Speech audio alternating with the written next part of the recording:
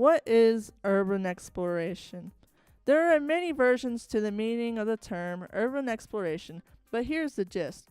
Urban exploration is the act of accessing and exploring locations that are typically restricted to the general public. It is commonly understood as the exploration of parts of cities that no one really visits, such as abandoned buildings, rooftops, and even more dangerous places such as underground systems. It's generally places you're, quote, not supposed to go to, unquote.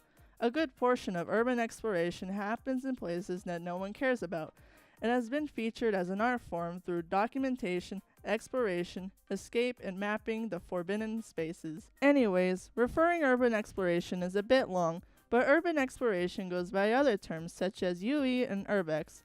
With that, we'll be referring urban exploration as Urbex for the duration of this documentation.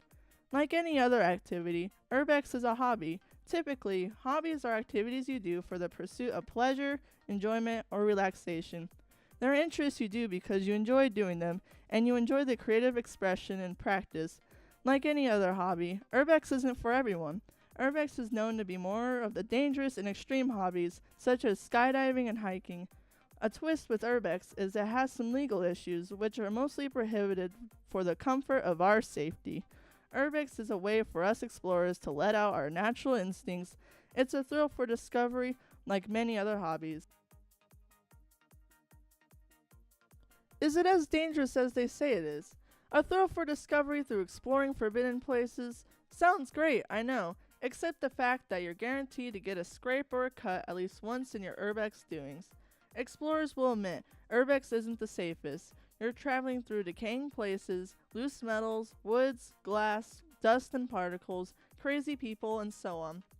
But what we explorers say, reward over risk. In most cases, common sense prevails us. If our conscience is telling us it's not safe to go in, or that nasty security guard is guarding the gold tightly, just find another location.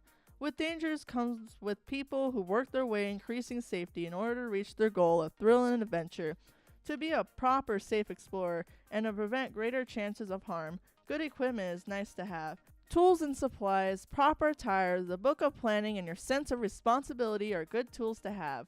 When exploring locations such as an abandoned building or an underground system, there are many precautions you need to take. Abandoned buildings are mainly left abandoned because they're too old or too worn and dangerous to be in use, or the owner could no longer afford keeping the place in use. Weakened floors and ceilings and mold and dust should be precautions you should take when exploring an abandoned location. Taking responsibility and being aware of your actions is the big factor when exploring anything. You don't necessarily have to blow your entire bank on supplies. Urbex is a free hobby. But if you were to take this serious, it's good to have these tools. Camera, a flashlight, water, a mask, gloves, a pocket knife, and a wet towelette. The camera is used for you documenting. You would need a flashlight to see in the dark places, water for hydration, a mask to prevent you from breathing in dust and mold, gloves for hand protection, a pocket knife for protection, and a towelette is useful for cleaning scrapes and cuts from bacteria. Also keep in mind that wearing all black or camouflage is known to be suspicious. A durable long-sleeve shirt, jeans, and boots are great things to wear when exploring. Make sure they're clothes you do not care about. It is also good to be in fit when Urbex. It might take some running, stealthing, or climbing to explore that location. You don't need extreme fitness, but at least be able to run and lift yourself up. In the book, Access All Areas by former explorer Ninjalicious goes into great detail about the tools, the attire, and the fitness needed for good Urbex. You do not need to follow these, but during research, the tools and clothes were brought up the most. Now that I've bugged you enough about clothing and tools, let's talk about something that if you don't have, it makes Urbex known to be most dangerous. Let's talk about responsibility. Oh yes, Urbex takes some responsibility and common sense. You must take responsibility of your own actions. If you are careful and you pay attention on where you step in your surroundings, you would be in less trouble of dangers. People have gotten injured from Urbex in the past because they were not careful. Again, common sense prevails us when something were bound to happen. As long as you're careful and you take responsibility of your actions and you don't do Urbex stupidly, you'll be fine. Why should those who are careful take responsibility of those who aren't careful? That has been a question asked when experienced explorers are taken responsible for non-careful ones.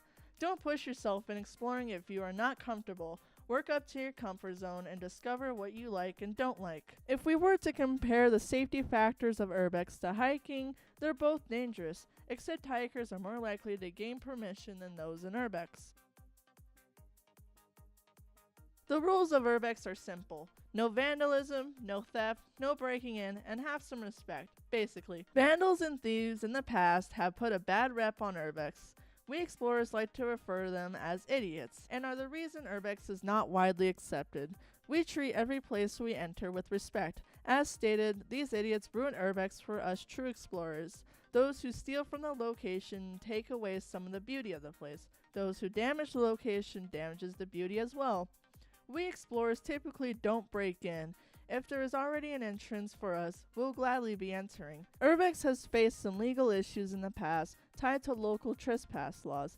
It has become known that security, police, even dogs guard these locations to prevent trespassers. Urban explorer Ninjalicious presents us with this quote: "Laws against trespassing are like laws against being out after curfew. People get into trouble for not actually doing anything harmful, but simply because the powers that be are worried that they might. It doesn't necessarily make it illegal, but a way to keep people out so they would not get hurt. Although this quote-unquote law only pertains to those who get caught. If you're a determined explorer, you would risk the chances. Although planning, scouting, and sneaking will reduce getting caught, and having proper cooperative and polite communication skills when getting caught could save you from too much trouble. What's the worst you can do? Be asked to leave, pay a ticket, send you to the doghouse overnight as a way of sending you to the corner? As long as you're smart and responsible of this all, you would be safe." Researching is a big thing when it comes to Urbex. Especially as a beginner, it's good to do research on exploring and more of the specifics of safe exploration. It is also good to research up on the locations you're about to explore if possible. Get insight on others' experience on the location if that's accessible. Also, do research on your state's trespassing laws, so you have those at hand. As this is a hobby, there is a community for Urbex. One of the bigger communicative sites of Urbex, Urban Exploration Resource, allows explorers to converse about Urbex through a forum, as well as other websites. YouTube has also been a superior platform in uploading the documentation of your Urbex adventures. The internet could be helpful when talking to Urbex friends and gaining knowledge from explorers from such website or forum. There could also be websites that could help you find locations to explore in your city or surrounding locations. There are also a number of books about Urbex, information about Urbex, people's adventures, even books on locations and possibly the history of the location. History books are cool and all, but exploring an abandoned place is like a history book, but you're actually there. Books are cool, especially Urbex books.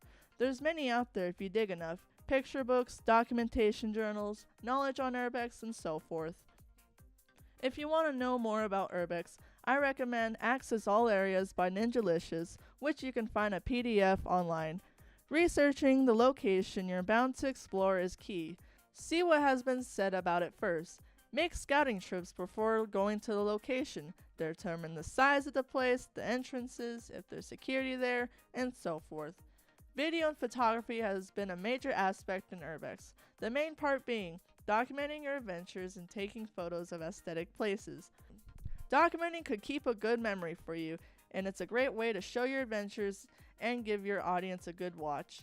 Explorers mostly post their documentations throughout Urbex websites, YouTube, and Vimeo. Urbex is a mind-expanding hobby that encourages our natural instincts to go practically nuts. We as humans are naturally curious and adventurous, except our curiosity is shattered as we grow older and step foot into reality. Urbex is like an escape from reality for a temporary amount of time, but exploring allows our curious minds to discover the world of behind-the-scenes sites that we call the forbidden places. Urbex encourages us to create our own adventure within. We explorers have appreciation of the place's aesthetic beauty and its history. Each site we explore as a reward and extra risks are sometimes worth it too. Urbex takes creative problem solving to create and maneuver through our adventures. The photographs the explorer takes and the video the explorer films is a way of creative freedom. Urbex is an art form. Simple as that. Urbex for me has become a hobby that I became interested in for at least a year now. Many YouTubers who explore have inspired me to take up Urbex, such as Exploring with Josh, Mosargi, Oh My Gosh TV, and Ninjalicious. I wish to travel the world doing Urbex when I'm older, because who wouldn't think that's cool?